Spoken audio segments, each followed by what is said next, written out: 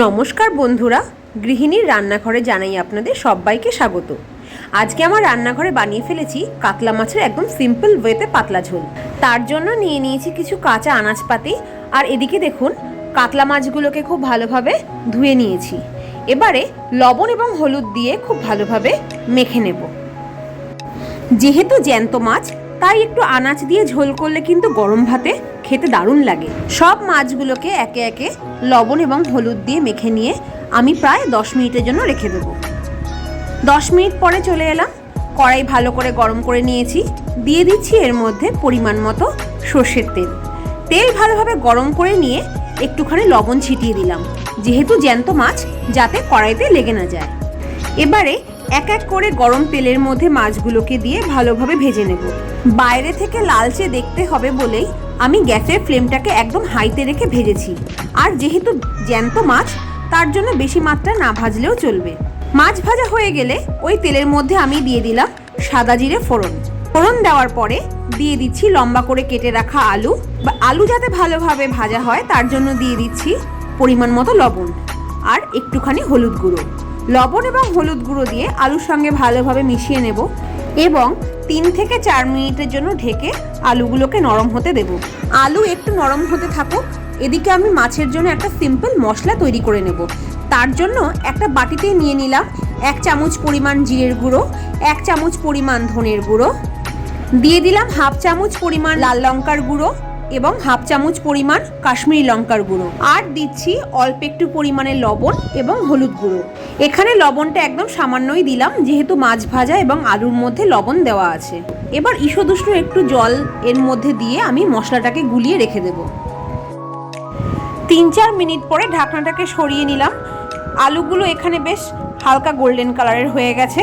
এখন এর মধ্যে দিয়ে দেব লম্বা করে কেটে রাখা পটল। পটলগুলোর খোসা সম্পূর্ণরূপে ফেলে দিইনি, কিছুটা খোসা গায়ের মধ্যে রেখে ঠিক এইভাবে লম্বা করে কেটে নিয়েছি। এখন আলুর সঙ্গে ভালো করে পটলগুলোকে মিশিয়ে নিয়ে তেলের মধ্যে ভেজে নেব। পটলগুলোকে এখানে খুব লাল করে ভাজবো না, তবে হালকা ভাজা হতে থাকুক। এদিকে মিক্সার গ্রাইন্ডার জারের মধ্যে আমি একটু টমেটোর পেস্ট বানিয়ে নিচ্ছি।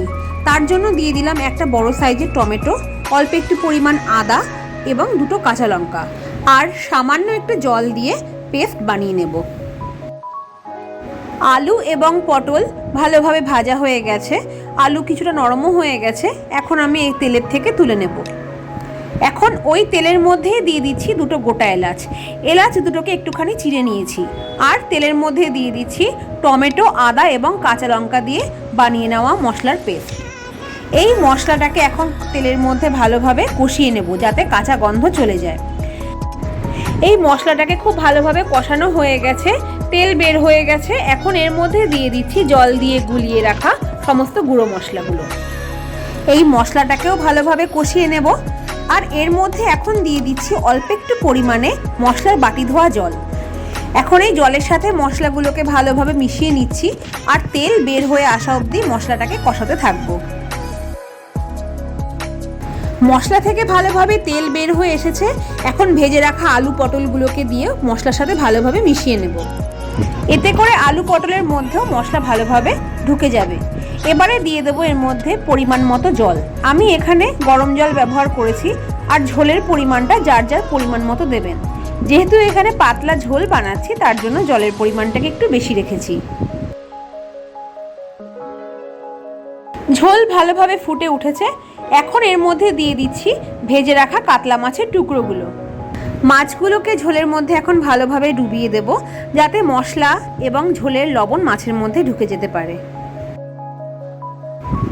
যেহেতু সবজি দিয়ে মাছের ঝোল বানাচ্ছি, তার জন্য অল্প একটু পরিমাণে দিলাম চিনি। চিনিটা একদমই অপশনাল, আপনারা না চাইলে স্কিপ করে যাবেন। চলে এসেছি রান্নার একদম শেষ প্রান্তে। এখন দিয়ে দিচ্ছি অল্প একটু পরিমাণে ধনেপাতা কুচি এবং সামান্য গরম মশলার গুঁড়ো। ধনেপাতা কুচি এবং গরম মশলার গুঁড়ো দিয়ে মাছ এবং ঝোলের সঙ্গে ভালোভাবে মিশিয়ে নেব। কেমন লাগলো বন্ধুরা আজকের এই রেসিপি? অবশ্যই কিন্তু কমেন্ট করে জানাবেন। আর ভালো লাগলে একটা লাইক করবেন, শেয়ার করবেন এবং আমার চ্যানেলটিকে প্লিজ সাবস্ক্রাইব করবেন। আর সাবস্ক্রাইবের পাশের বেল বাটনটি কিন্তু অবশ্যই প্রেস করবেন, যাতে পরবর্তী পাঠানো সমস্ত রেসিপি ভিডিও আপনাদের কাছে পৌঁছে যায়। তাহলে আজকে এই পর্যন্ত। সবাই ভালো থাকবেন। ধন্যবাদ।